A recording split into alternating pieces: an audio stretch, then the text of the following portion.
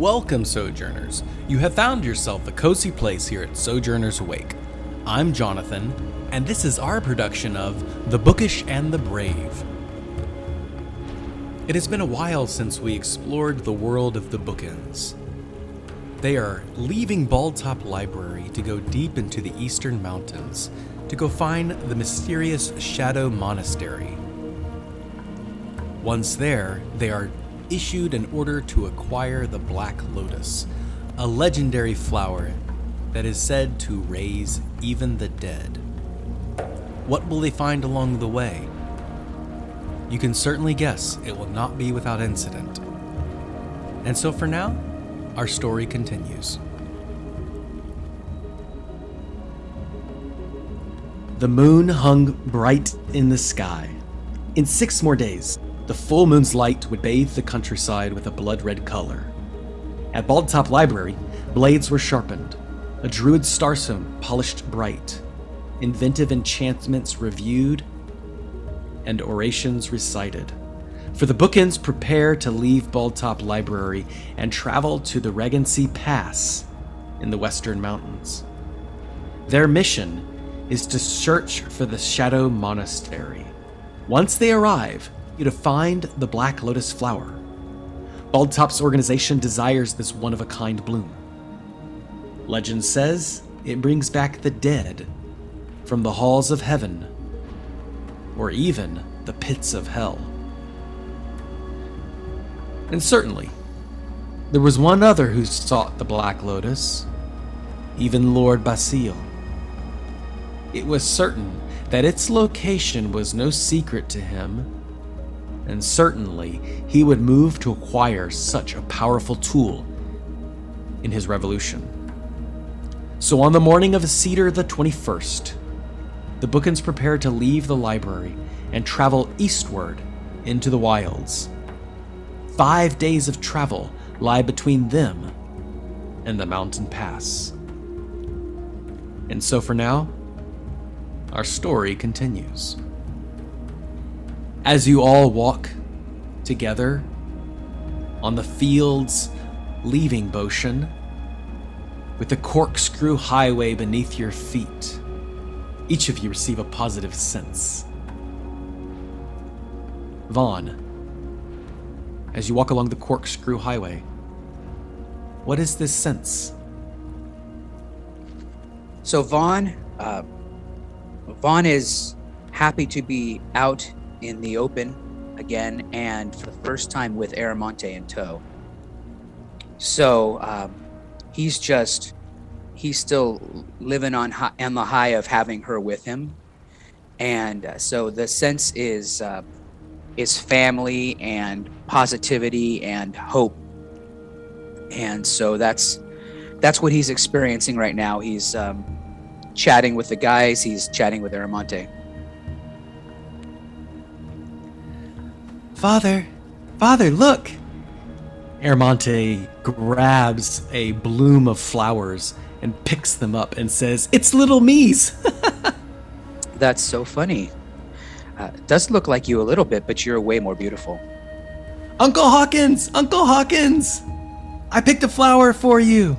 And as Aramonte runs towards Uncle Hawkins, what is this positive sense that Hawkins is experiencing? Hawkins is really enjoying the bright sunlight shining on his face. He's looking down and observing what the sunlight is doing to his extra shadow.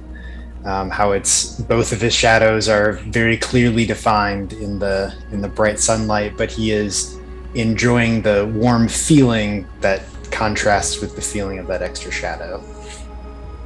Aramonte runs towards you, trips, and falls flat on her face. The flowers and blooms go spinning into the air, and the wind catches them away. Oh no, I'm sorry. Can I help you collect some of those back? And she rushes off to chase after them, far away from the corkscrew highway. Hawkins will try to keep up with her, picking up as many flowers along the way as he can.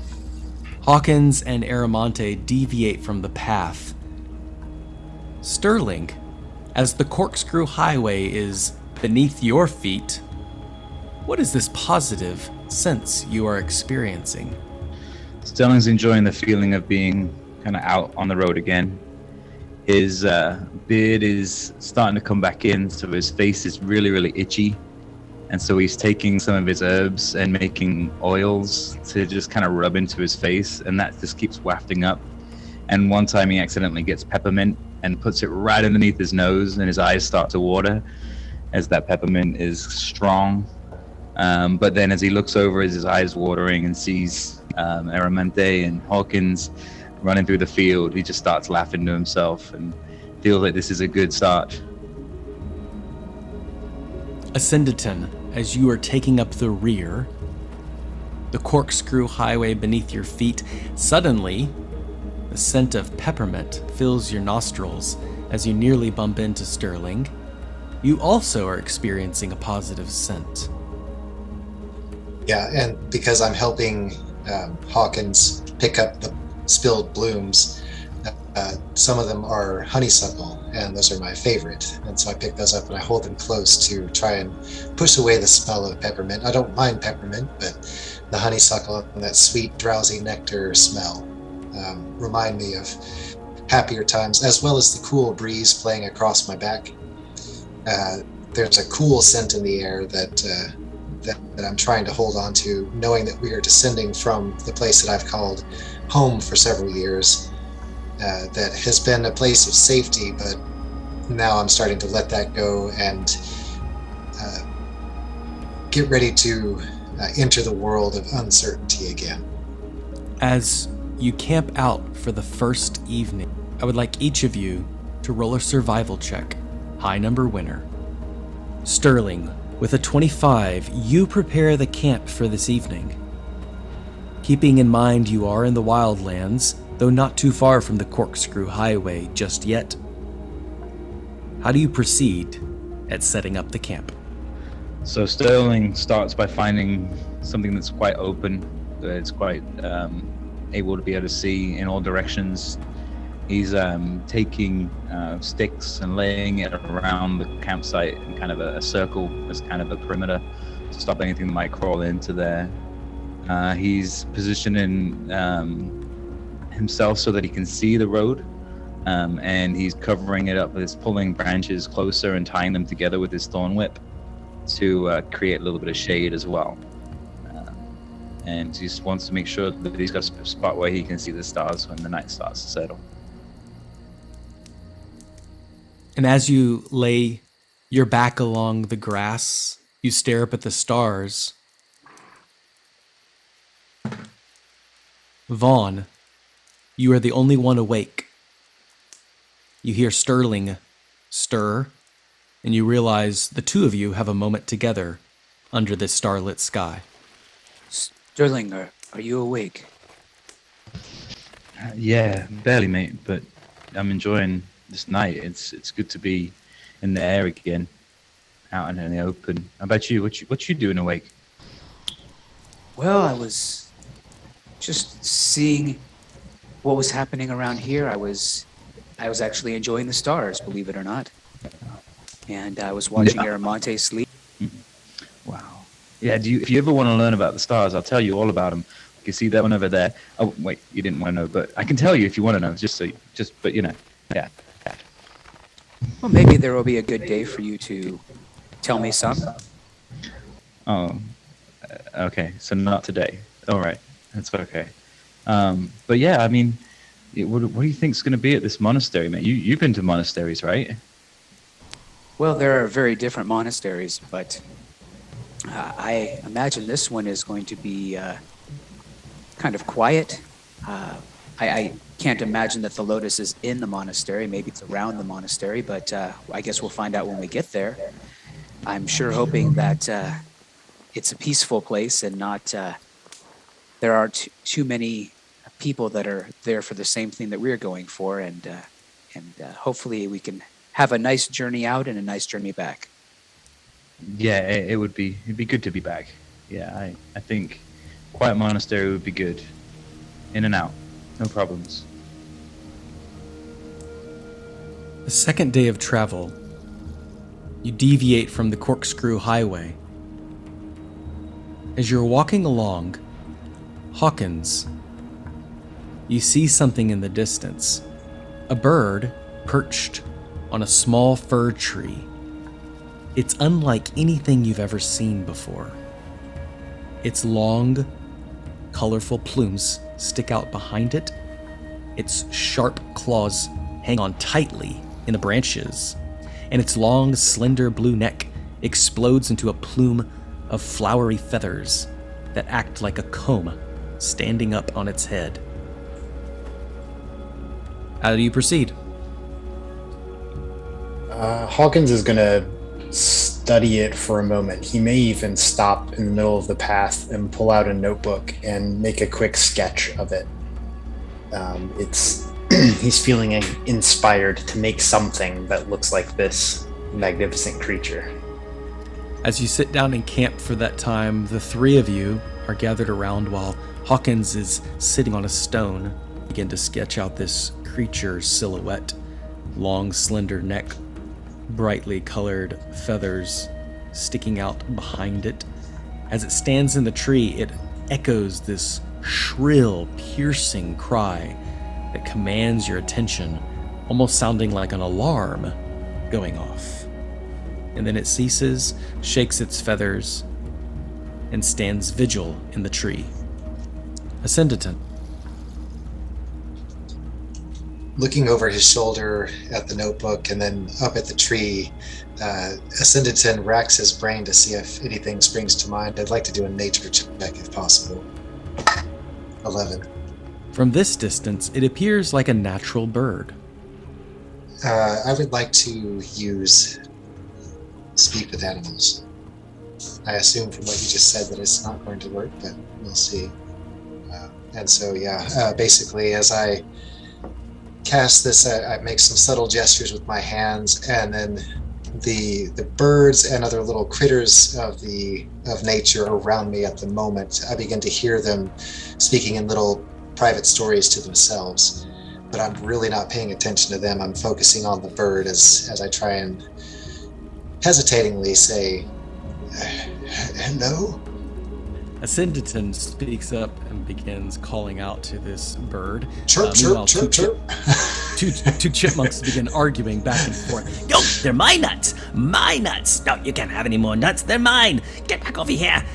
And this one chipmunk smacks one on the other side and says, Chigger, get back over here.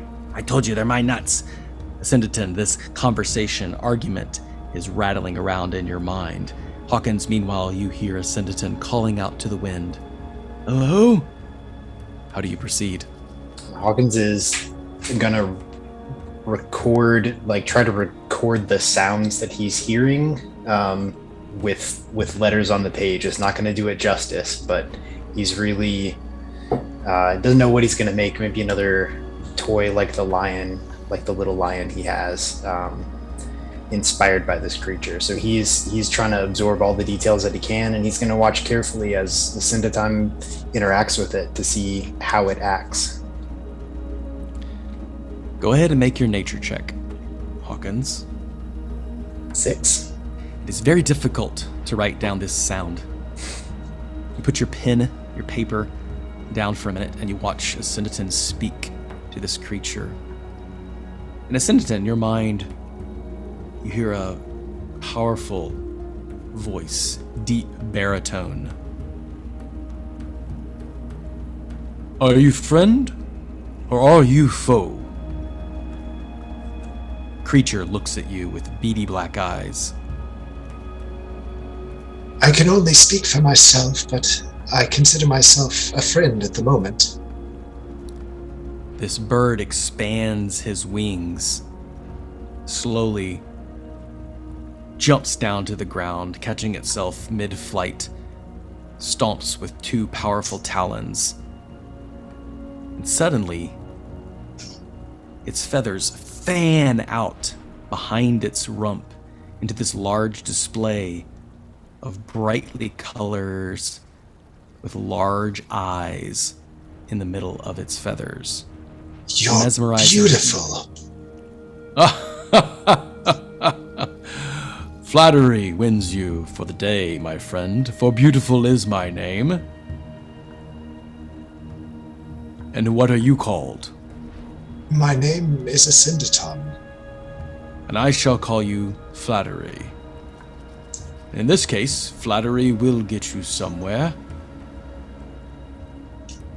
Can you speak for your friends? Certainly. I look back at them and give them a nod. This bird walks over to you slowly and begins to descend its fan. Now standing about 3 feet high, it approaches you, only 5 feet away. I duck down to its level. It backs away. I am very sensitive to movement. Would you stand still? Certainly.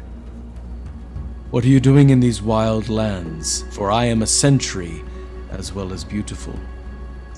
We're traveling to the east, several days. Towards the mountains. Yes, from the mountains to the mountains. And your journey is safe so far? So far, you're certainly the most striking thing we've seen. You may make a persuasion check. Okay, so I was looking at this beforehand. My minimum is going to be a 21, but we'll see what I roll. Yeah, 21. Well, all you had to beat was a 16. Okay.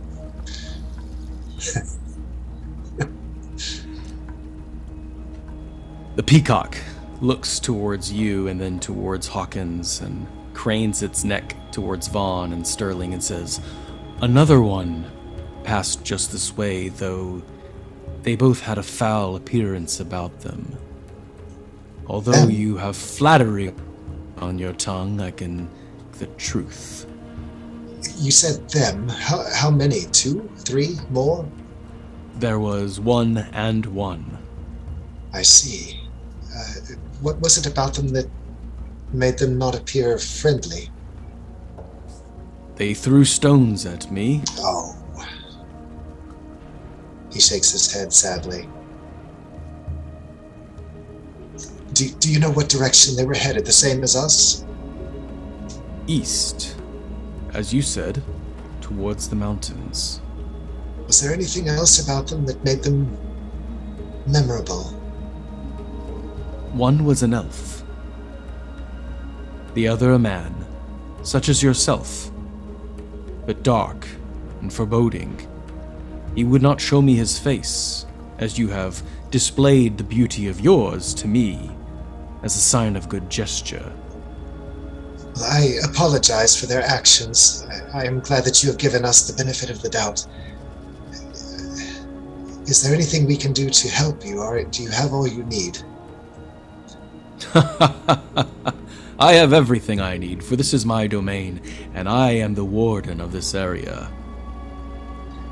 What is it that you're guarding? I am guarding our home, and the peafowls that graciously give us our children. I will forever protect this area, for no one can withstand my song. And he begins to call out in that same shrill, alarming voice, this time so close to you that it makes you nearly want to throw a stone at it. You can now see why some do. They have given you a noble gift indeed, by giving you young. I suppose we should be on our way. We don't wish to distract you any longer, but it has been a genuine pleasure getting to meet you. Beautiful. And you, flatterer, be on your way to the east with all the blessings of the peafowls. Asyndeton slowly stands and then bows to the peacock. He turns his back towards you, fanning his feathers out once again in a dazzling display of rainbow colors. He ascends the fir tree once again and leaves the four of you to walk along the corkscrew highway yet again.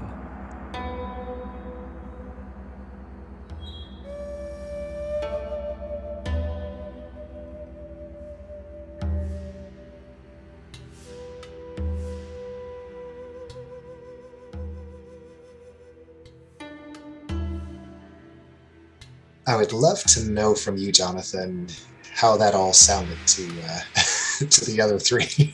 Was I speaking in peacockese, or was I speaking normally, and then they were only hearing my side of it? I feel like you were speaking normally as you would, and the peacock was speaking as he normally would, but magically the two of you could finally understand each other. Well, that was interesting. Were you actually talking to that bird? Yes, indeed. All we could hear was, "Help me!" He seemed to have everything under control. Believe it or not, he seems to have a considerable amount of power. He is a warden of this area and he protects it. But he also said that he saw two ill-favored people, an elf and a man, a human, who went in the same direction we are going now. We better keep our eyes open. Indeed. If you see any signs of two travelers along this road, we would be well served to make sure that we're aware of them. I will keep my eyes open. So Sterling would look around for some signs, because he talked to Asyndeton and saw it said they threw rocks. Indeed, Sterling, you may make an investigation check. That's a natural one. Sterling, as you are looking around for signs of travel, signs that another sojourner has been walking through, you enter a copse of trees far away from the corkscrew highway. You are currently 20 feet away from your companions.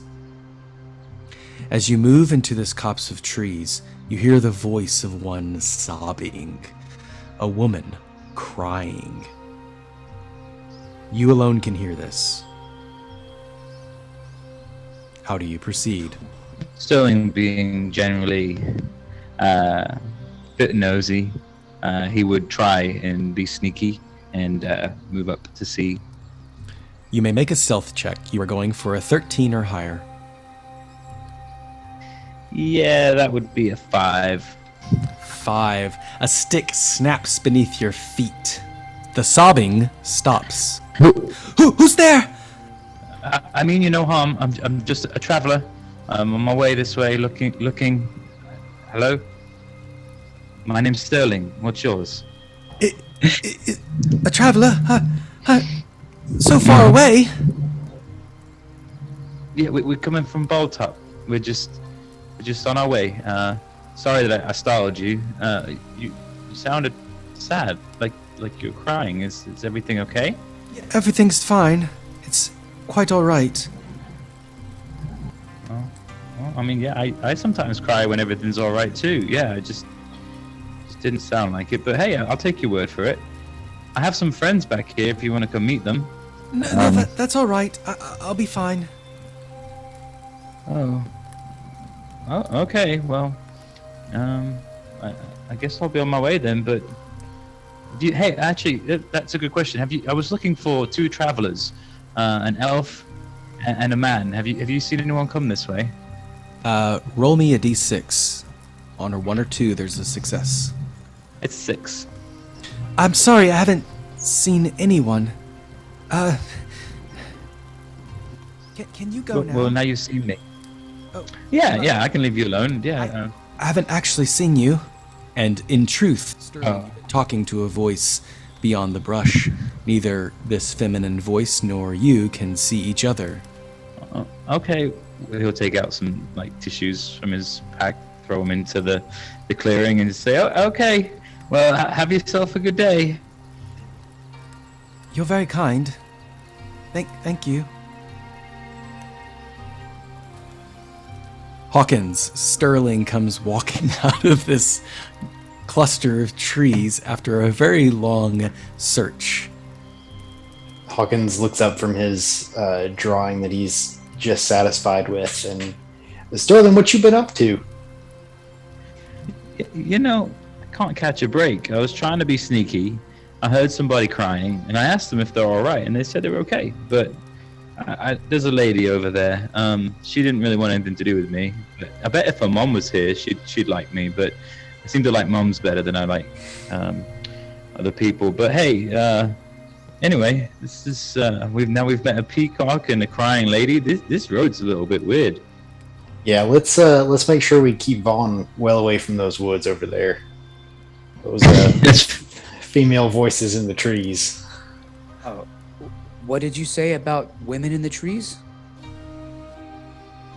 Dad, what's going on? Nothing, sweetheart. Your uncles were just making jokes. We're going to keep walking now. Okay, because you know you're not supposed to talk to trees, right? That's very good advice. Okay. Very good advice. Uncle Sterling, you can't talk to trees. Hawkins, I think you're okay, right? Because you're Fae? Yeah, I believe so. I think that's how that works. Okay, that's fine. You're like me. She smiles. Every story comes to an ending, so for now we must conclude. Thank you for listening, Sojourners. Your attention will not go unrewarded, and we look forward to continuing this adventure. If you enjoyed this background music and ambiance, you should visit Tabletop Audio. Find them at www.tabletopaudio.com. And if you like what you heard, please leave a rating and review on your favorite podcasting platform. This will help other Sojourners find us along their path. But however you choose to sojourn, as always, may your story continue.